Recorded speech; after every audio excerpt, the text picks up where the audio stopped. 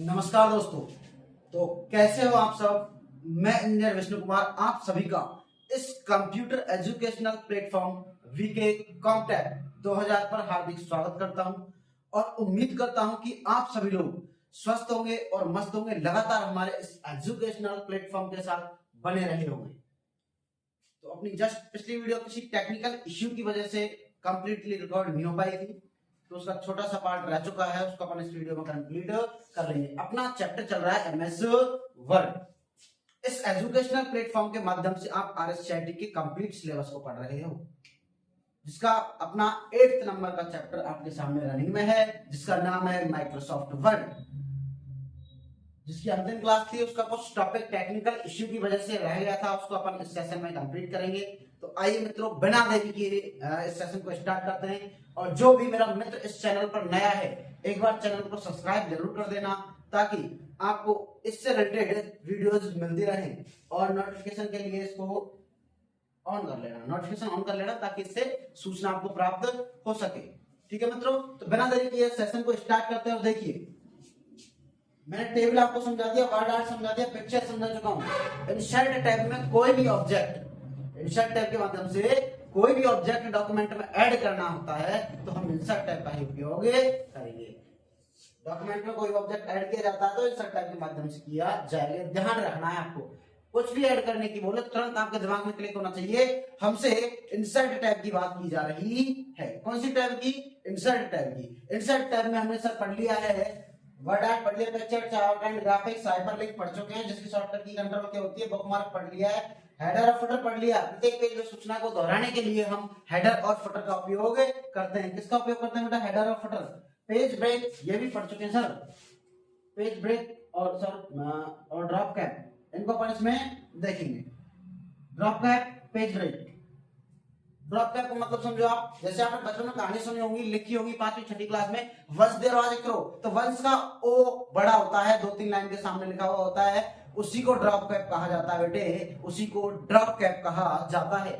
Drop cap by default पूछते जाए हमसे, तो by default drop cap 3 lines के आगे होता है, और मैक्सिमम ड्रॉप कैप माना जाए तो 10 लाइंस के आगे होता है, और मिनिमम तो सर 1 लाइन के आगे होगा। बिल्कुल राइट है, 1 लाइन के आगे होगा। देखो बेटा, मिनिमम 1 लाइन के आगे बाय डिफॉल्ट 3 लाइन, और मैक्सिमम 10 लाइन के आगे ड्रॉप कैप होता है। किसी भी पैराग्राफ में कोई एक लेटर को 3 या 4 लाइन के बराबर बड़ा लिखने के लिए ड्रॉप कैप का उपयोग किया जाता है। ये इसकी डेफिनेशन हो गई। ठीक है, आपको ध्यान रखना, 3 या 4 लाइन के बराबर एक लेटर बड़ा लिखा जाता है, तो उसको क्या कहा जाएगा? उस ऑप्शन को क्या कहा जाएगा? उसको सर ड्रॉप कैप कहा जाएगा। क्या कहा जाएगा? Drop cap. 3-4 लाइंस को टोपी पहनाना, कैप लगाना, क्या कहलाएगा? Drop cap. इसको आप यहां तक स्क्रीनशॉट लो, नोट आउट करो, उसके बाद देखते हैं पेज ब्रेक। ओके बेटा, स्क्रीनशॉट ले लिया, हटाएं, इट्स ओके, रिमूव करते हैं। अब आगे देखिए पेज ब्रेक।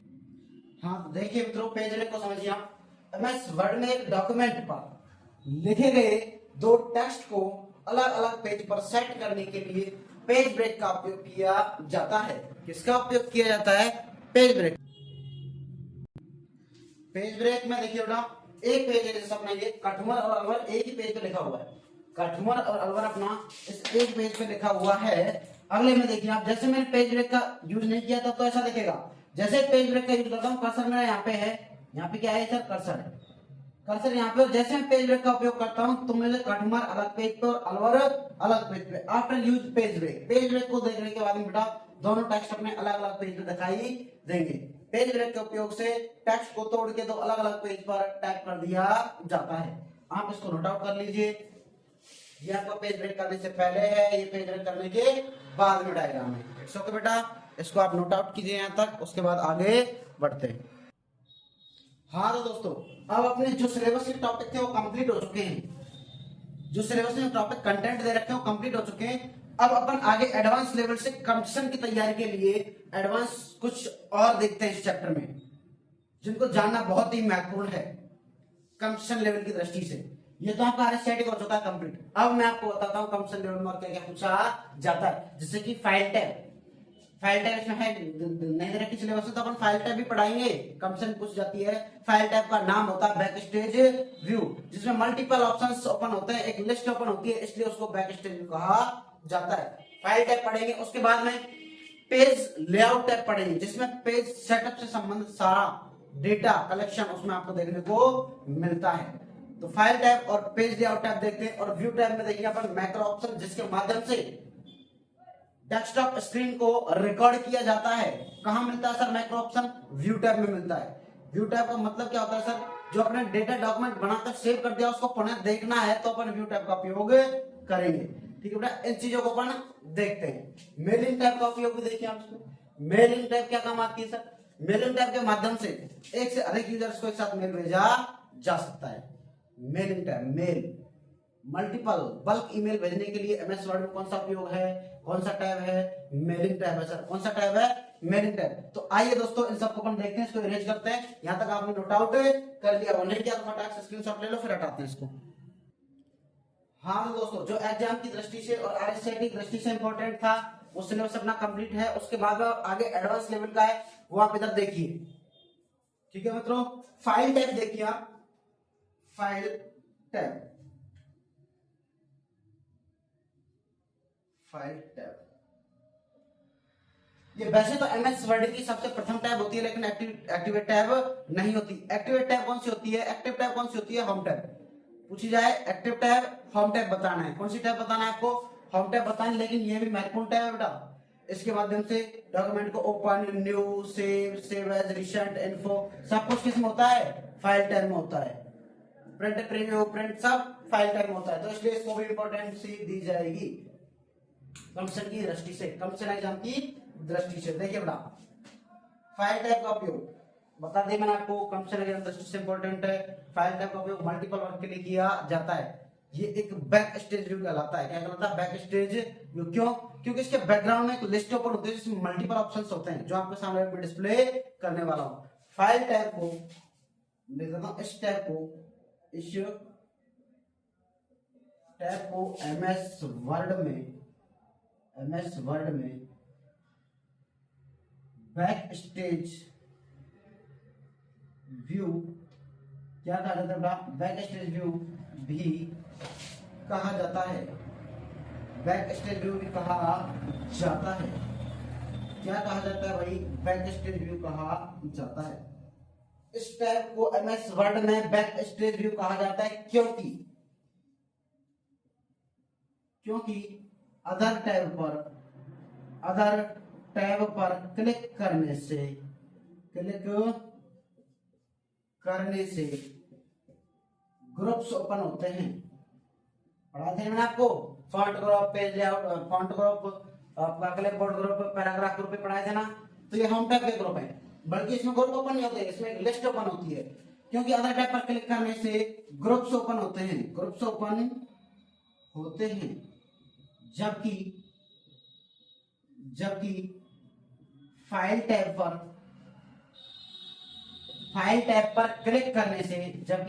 पर क्लिक करने से लिस्ट ओपन होती है।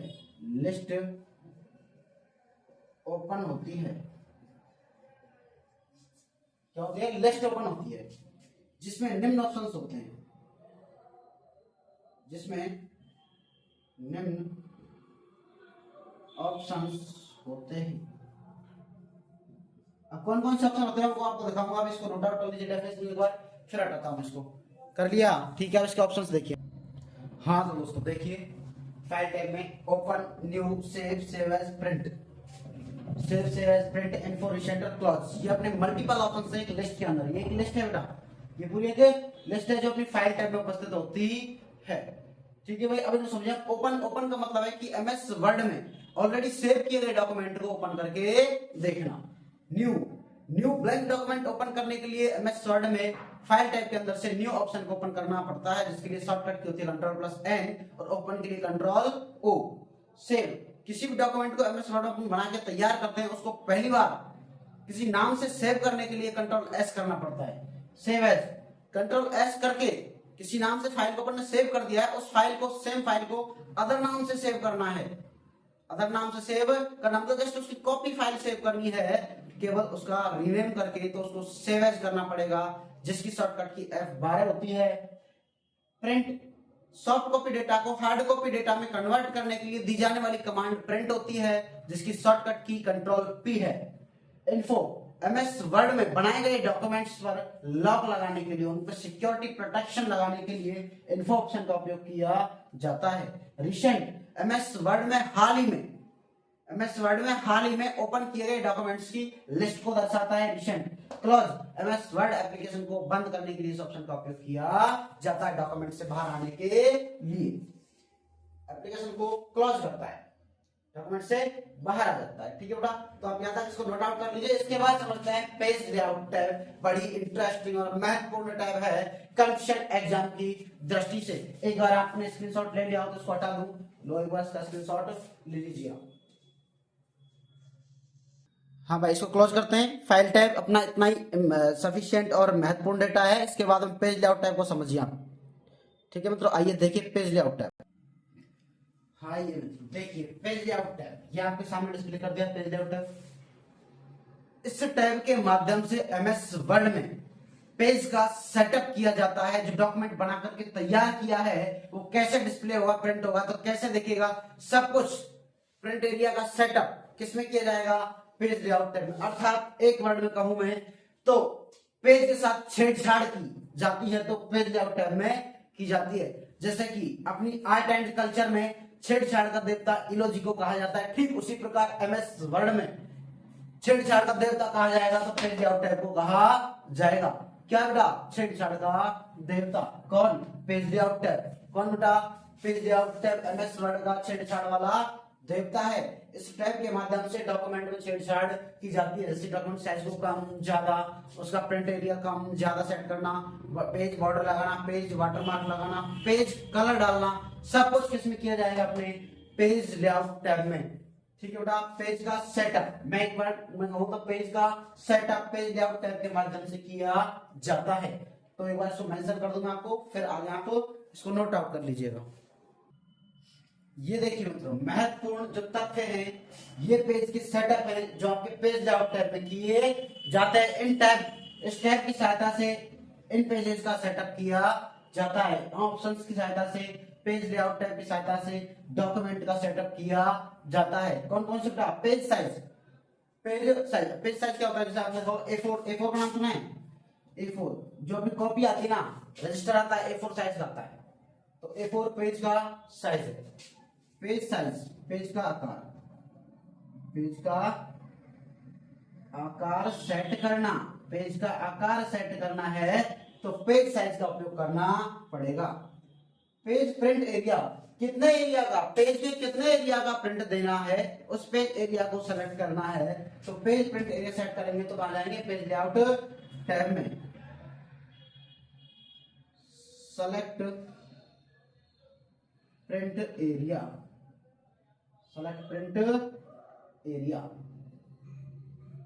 इसके द्वारा प्रिंट एरिया को सेलेक्ट किया जाता है। पेज बॉर्डर, पेज के चारों ओर जो आपने टेक्स्ट लिखा है बेटा, ये टेक्स्ट लिख दिया मैंने, इस टेक्स्ट के चारों ओर की बाउंड्री को पेज बॉर्डर कहा जाता है। टेक्स्ट के चारों ओर की बाउंड्री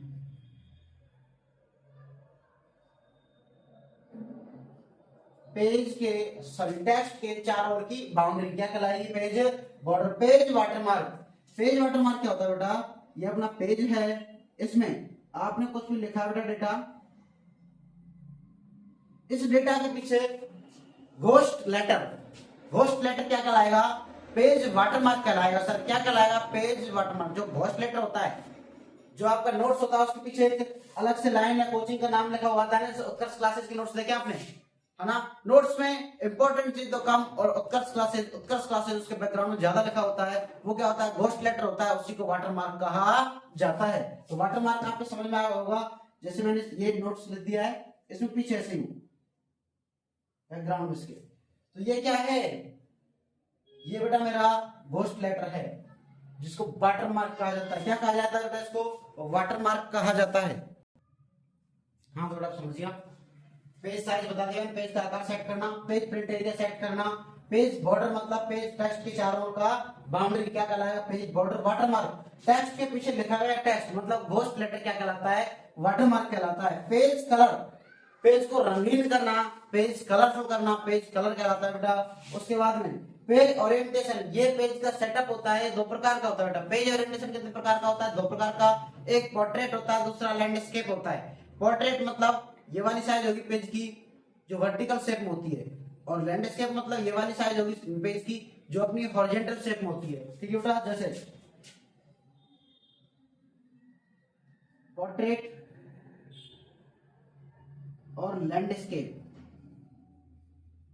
ये अपनी दो साइज होती है। ये ऐसे होगा पेज और इसमें पेज अपना ऐसे होगा, ये समझ लीजिए। पेज की साइज दो प्रकार की होती है, पोर्ट्रेट और लैंडस्केप। ये क्या हो गया? पोर्ट्रेट। ये क्या हो गया बेटा?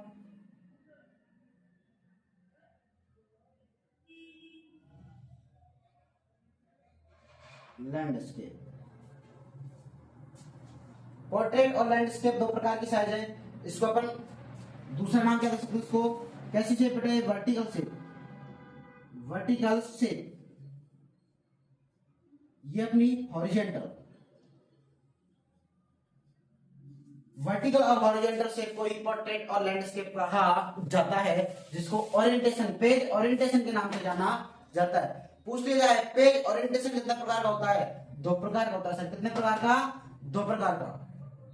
आपके सामने पोर्ट्रेट और लैंडस्केप। क्लियर बेटा?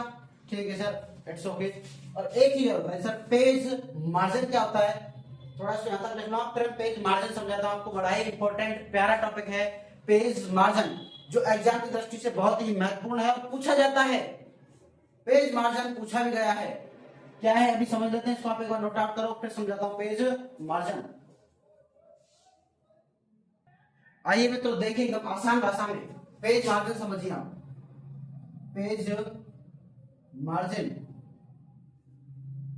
पेज मार्जिन क्या होता है? पेज मार्जिन पेज के चारों दिशाओं में छोड़ी गई जगह, स्पेस क्या कहलाएगा? पेज मार्जिन कहलाएगा। जैसे कि देखिए आप, ये अपना एक पेज मान लो बेटा, इस पे ऊपर वाले जगह छोड़ी गई, ये इधर नीचे छोड़ी गई जगह, जो इधर अपनी राइट साइड में, इधर अपनी लेफ्ट साइड में, चारों ओर, पेज के चारों ओर छोड़ी गई जगह स्पेस क्या कहलाएगा? पेज मार्जिन कहलाएगा। क्या कहलाएगा?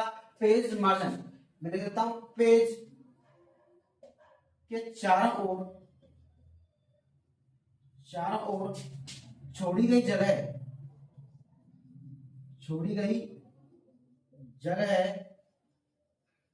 पेज मार्जिन कहलाती है।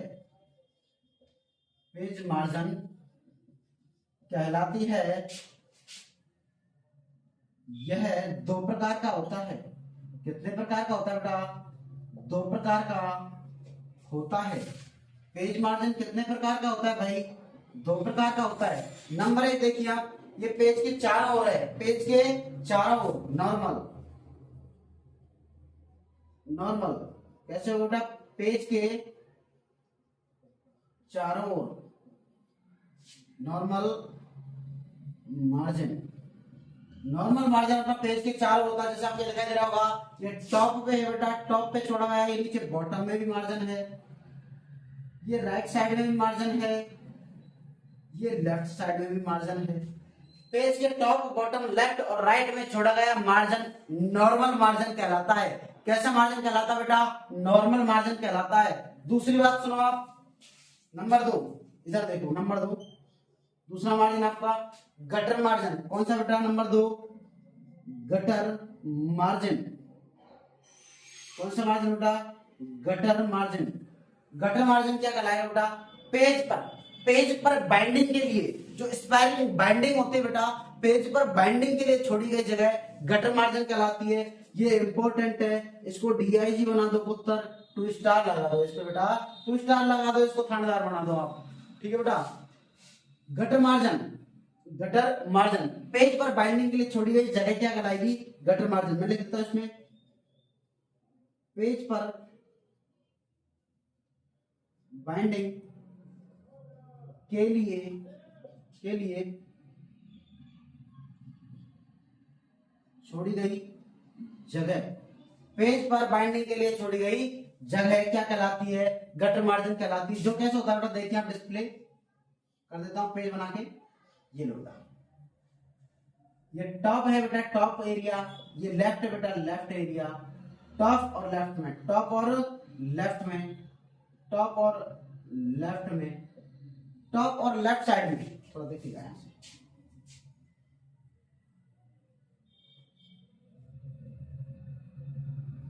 टॉप और लेफ्ट, टॉप और लेफ्ट साइड में छोड़ी गई जगह, टॉप और लेफ्ट साइड में छोड़ी गई जगह क्या कहलाएगी बेटा? गटर मार्जिन कहलाएगी। क्या कहलाएगी? Gutter margin. टॉप पे होता है, लेफ्ट में होता है। बाइंडिंग अपन ऐसे खोल सकते हैं और फिर ऐसे पकड़ सकते हैं। ये क्या कहलाएगा अपना? Gutter margin. हाँ तो बेटा page layout tab is complete. अपना जो इंपॉर्टेंट कंटेंट है पेज लेआउट का आपके सामने डिस्प्ले कर दिया गया है। क्लियर बेटा? इसको आप नोट आउट कर लीजिए यहाँ तक। उसके बाद समझते हैं मेलिंग टैब, फिर चलते हैं रिव्यू टैब, फिर करते हैं चैप्टर को समाप्त और राधे राधे। इसको एक बार नोट आउट कर लीजिए यहाँ तक, फिर आगे बढ़ते हैं।